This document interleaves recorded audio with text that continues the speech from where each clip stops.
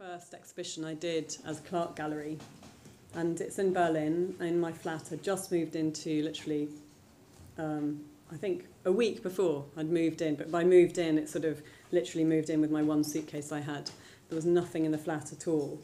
And a friend of mine had found the flat for me, and being quite new to Berlin, I was really impressed by the wooden floors, the high ceilings and the white walls, which is completely typical of all Berlin apartments. But of course, having no furniture in there at all, I just felt that it was a perfect opportunity to show some work. And the friend of mine who had found me the flat was somebody I knew from the Royal College of Art. And I was studying at the time curating, and he was on a sculpture course, and he found out, I think through LinkedIn or something, because we weren't really in touch, that I was in Berlin. He was like, "What are you doing in Berlin?" I was like, "I've moved here. Don't know anyone really, but need a flat, need to set my life up." And he said, "Well, come to my studio and let me show you, I want to show you my work." And I was like, "I'm not a curator anymore, actually. Now I'm an artist." But he didn't really hear that and showed me his work. And then I said, "You know what, this is actually quite nice work. Have you shown it before?" And he said, "No." So he actually also helped me physically move my couple of bags up into the flat and that sort of thing. And this work in particular is, you can hardly see it, but it was inkjets that he then sort of hand rendered with water, so they became unique. And we talked about this idea of the editions and things like that. And the series was called Freundschaft in der Feuerwehr, which means friendship between firefighters. And he sourced all the images from the internet, took the backgrounds away, and sort of did really crass photoshopping to make them have their arms around each other and things like that. So it was just quite nice work, but it was also the very organic process. But of course, I had been in Berlin for a month at this point, maybe 5 weeks. Really didn't think I knew very many people. We arrived, I think, 1st of October, moved into my flat. The guy before, who'd been a friend of Christian, had left the internet running. So Christian and I decided to say, yes, let's call this Clarke Gallery. Had to be called Clarke Gallery because you have in Berlin, I don't know how many of you know, you have buzzers on the door. So it has to, and this is the Hinterhaus, which means back house, 4th floor. So it's not, there are no windows. There's no one's going to pass by and go, "There's an exhibition, let's walk in." It was sort of going through the courtyard, up 4 flights of stairs, and then that's where it was. And that was the beginning. People came, and I wrote a text, we did a floor plan, and we sold a piece of work, actually. And everyone said, "When's the next show?" I was like, "I don't know, this is a kind of joke, experiment." But about 65 people came, and I think I then sort of set up a Clarke Gallery group or something, and suddenly, I had for 18 months, I had a show every 6 weeks, and of course, the time after that, the month later, all my furniture arrived, and I thought, how can I do this with all my stuff? And I ended up just having exhibitions all around my stuff. Events starting off in the very long corridor, just a sort of very, very small gallery. I showed my own photographs for the second show, actually. And then people started responding to the space. And then eventually my whole flat was open. There were projections on the ceiling above my bed. It just grew, really. It reminds me of Apartment in Manchester. Yeah. It's very similar impulse to kind of go, well, let's just do a show in our flats. And it became this major project, which is quite marvellous. Thanks for that. One of the things that I kind of spotted about it as well was kind of beer and sociability. Yeah.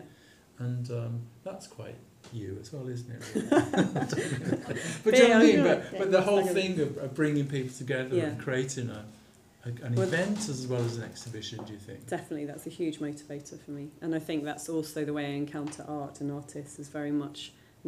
It's quite rare that I especially go on a mission to go and try and find artists for a show. I find that they always, just as the shows sort of came organically throughout my time in Berlin, just through encounters that I was having anyway. I have a similar way that I encounter work or artists or projects that I like. I kind of know your project because we talked a little bit about it before. It was the only one that I kind of knew beforehand. But you had a very clear idea of what you wanted to do with that space. So you're an artist. Did you approach as an artist or a curator? I suppose is my first question. Maybe as a business person. Okay. I mean, I'm interested, I suppose, as an artist, but what I'm really thinking about a lot at the moment and have been for a while and do through my art practice and actually through the gallery is that things were always for sale. In theory, that was the case. In practice, I I haven't sold very much, the odd thing. But conceptually, to me, that was really important because it's about acknowledging that we as artists exist in the world. We still have to pay rent. We have to do everything that everybody else does. And I think particularly also in Berlin, where it is really cheap. So you can have space almost for nothing. Well, it's actually changing now, but then 2008, it was very much still, people were doing things all over the place. But you still have to earn some money to pay your rent. And I think also particularly with what's happening with the Arts Council now of huge cuts and that sort of thing.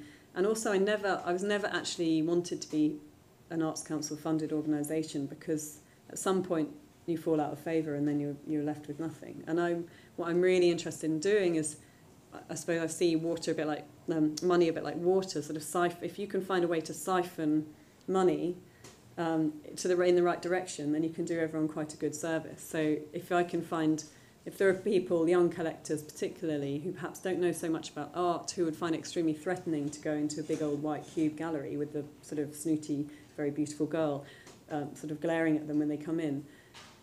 I just wanted to explore the idea of making something a bit more approachable and cosy, I suppose, and that's what this was as well. Actually, I did sell some work through this, and I think it was partly because people could see it in their own houses, because there it was next to my boiler, or you could see it from the loo, whatever it was. These different places where actually then it's and the idea of when you're in a white cube, who lives in a white cube? No one's houses looks like that. So.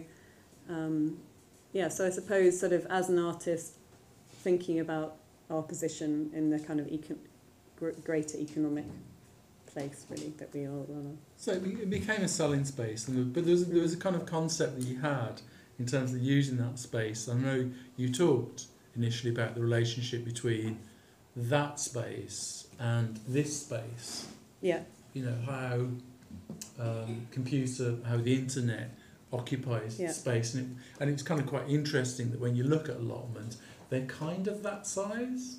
They're actually almost screen size, and it was something you seized upon that. So do you want to tell us about how you use the space, both spaces? Well, that's also something really interesting to me, that I think that we live permanently now between the physical room that we're in with the people physically around us and just at the touch of a button, all the people that we're connected with online, in the different spaces that we're in, and that's constant, and sometimes they almost clash and sometimes they cross over and sometimes one takes over the other, but it's very much all of us live in these sort of two worlds. So I'm really interested, it's sort of part of what drives my practice really as an artist, but we live between these.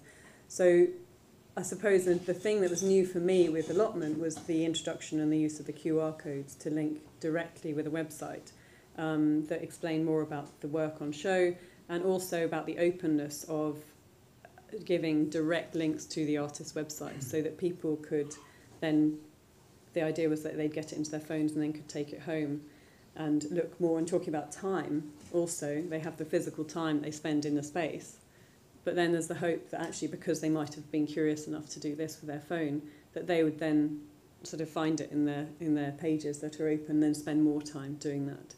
And that's something that I'm working on developing actually now, in terms of, I want to actually take this project on out into the city now in different venues, and this QR code will be really, really integral to it. And there were the three parts, weren't there? Do you want to tell us about those three parts and how you worked with those three parts and how you created those, and what new relationships? Because they're definitely about that one. It was about three parts of your. It was Birmingham, and